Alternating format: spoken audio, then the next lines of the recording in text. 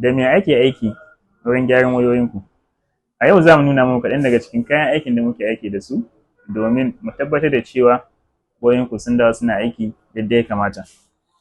Kayayyakin aikin suna da yawa, akwai 'yan makamai, 'yan yuƙoƙi da kayan ɗaukar asussuka, akwai kuma liquid wato chemicals ɗin da ake amfani da shi.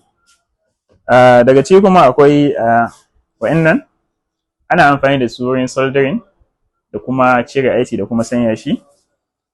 Daga ciki kuma akwai special wato screwdrivers na banya kowane irin nut da ke kan waya. Sannan akwai ƙananan kayan aiki, akwai manyan kayan aiki. Wannan na fara nuna muku suna daga cikin ƙananan kayan aikin da muke amfani da su. Wa'innan kuma suna daga cikin manyan kayan aikin da muke da su.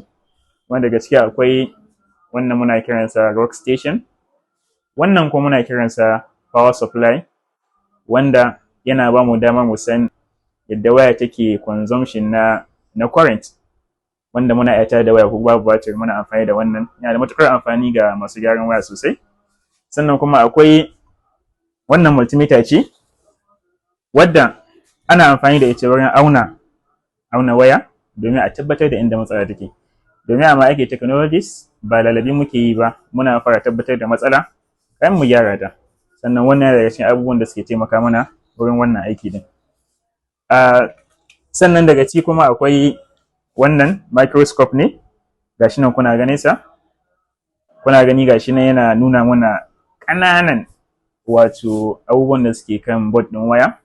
Ga suka nan kuna gani, wannan da a ce da ido na zan yi aiki is nearly impossible na iya ganin wa'annan. Kana ganin su very tiny, wanda kowannen su yana da rawar da yake takawa wurin aiki na waya. Sannan daga ƙarshe kuma akwai wannan soldering iron ne, shi ma ana amfani da shi wurin cire abu ko kuma sanya abu ga waya. Daga cikin ayyukan da yake yi kenan. So wannan kaɗan daga cikin abubuwan da muke aiki da su kenan a wurin gyaran wayoyinku na iPhone, wanda ba su kaɗai ba ne.